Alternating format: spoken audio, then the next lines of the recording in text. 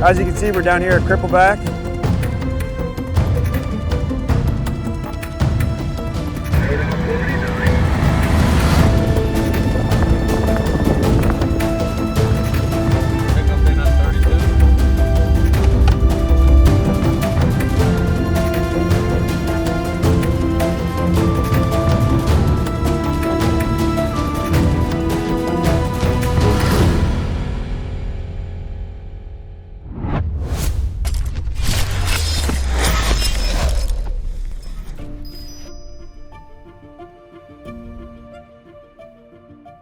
The team have been working to move the drills to the south portion of Treasure Island, Crippleback, a region that has been quietly building a geological case for years. So we're currently down here at Crippleback. We spent the last week or so plowing our way down here through the snow. Currently the drill and all the drilling equipment is getting moved into place. Got a little more mulching to do before we're on the pad, but hopefully today or tomorrow morning we'll be starting our first drill hole. Hi again, it's Tim Froude, President of Pirate Gold. I'm really happy to be here today to update you on our Crippleback Lake project, part of our Treasure Island group of properties that we're exploring in central Newfoundland. Crippleback Lake is a project we've had for a very long time actually, much longer than we've had the Moosehead Project. We initially staked it in 2016 as the geological environment at Crippleback is very similar to the geology that hosts the Equinox Gold's Valentine Lake Mine to the southwest of us. In fact, Crippleback Lake sits approximately halfway between our Moosehead project and the Valentine Lake Mine. The unique thing about Crippleback is that it actually hosts potential for two very distinctive but important mineral deposit types, orogenic gold, which is what's being mined at Valentine and what we're pursuing at Moosehead.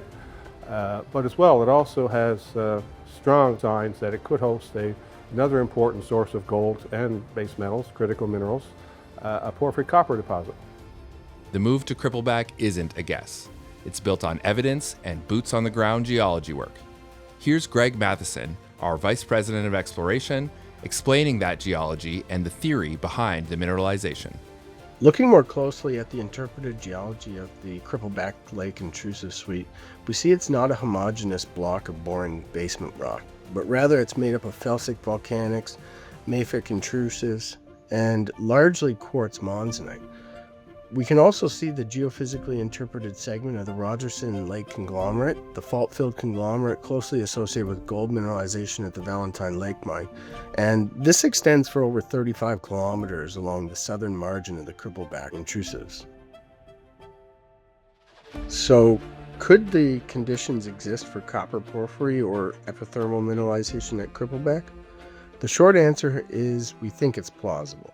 Looking at a plan map of the geology of the Crippleback intrusive suite, one geochemical marker stands out, and that is there is a large concentration of copper and molybdenum surface showings hosted in the quartz monzonite at Crippleback Lake. The presence of molybdenite, chalcopyrite, chalcocite, and malachite within the quartz monzonite certainly leads us to think about the porphyry as a depositional model. Lastly, the Crippleback isn't just one target. It's an area of geology with multiple deposit models and ripe with potential.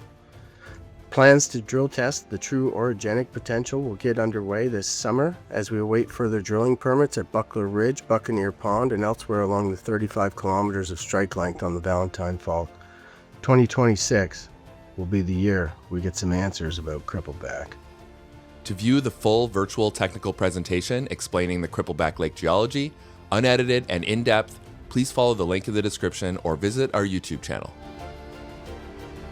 Things got really on track with respect to the porphyry potential in 2024 when we drilled our initial holes at Crippleback. We drilled 9 holes totaling about 1,800 meters, targeting some geochem anomalies that were outlined in the 1970s by previous explorers, as well as some more recent work that we've been doing along some new logging roads that had identified copper mineralization that was previously unrecognized, unknown. So those initial 9 holes returned some pretty interesting rocks. In fact, some very, very intensely altered rocks. The team has been analyzing the geological data and preparing for our return to Crippleback. Our 2026 follow-up drilling is set to begin. We're now at Crippleback finally. We spent about a week trying to get this road opened up. As you can see, it's a lot of snow. It's been quite a nightmare. As fast as we were taking snow out, we were getting snowed back in. But we finally got it all in. We got the drill in, the excavator's in, all our stuff is here now. The pad is ready, the drill is on the way. Next drill hole coming soon. The Crippleback story isn't just about gold. There are also strong indications of a copper porphyry system lurking in the depths. So this hole is intended to go 800, 1,000, or even deeper, because these porphyry systems can be quite extensive. And I have a little map that we'll go into in a little more detail, but this is essentially a very generalized model of a porphyry deposit, showing basically the outline in a pristine sense. These are undeformed. And no scale is shown here, but these things can be quite extensive, 1 kilometer or more in strike length and 1 kilometer or more in height. And where we think we've drilled our initial holes actually sit in what's called the phyllic alteration portion of this, which is basically what we see here. The chemistry is telling us that this is the part of the system we're in, and really we need to get down deeper if it is vertical, or if it's on its side we have to move back. That'll only come with more drilling. We still don't know really the orientation of this system yet, but all indications are based on our geology, geochemistry, and to a lesser degree geophysics, that what we're dealing with is indeed a porphyry type setting. After several long weeks of hard work, the rig is in place. The weather is improving, and we're ready to drill some of Treasure Island's most prospective ground. Currently sitting between Island Pond there to my right and Crippleback Lake to the left. As you can see behind me, we're moving the drill into place and all the drilling equipment, targeting a large altered zone defined by Sokomon in previous drilling. We also have a helicopter flying overhead right now, carrying a frequency domain EM and a magnetics portion. So that survey, we're getting back some preliminary data at the moment, and it's highlighting that anomaly as we see it sitting underneath Crippleback Lake. That'll be what drill number 1 is targeting down here. So hopefully by the end of today, if not tomorrow morning, we'll be starting off on our first hole. I'm very pleased with what we see here. And again, this hole is intended to go 800, 1,000.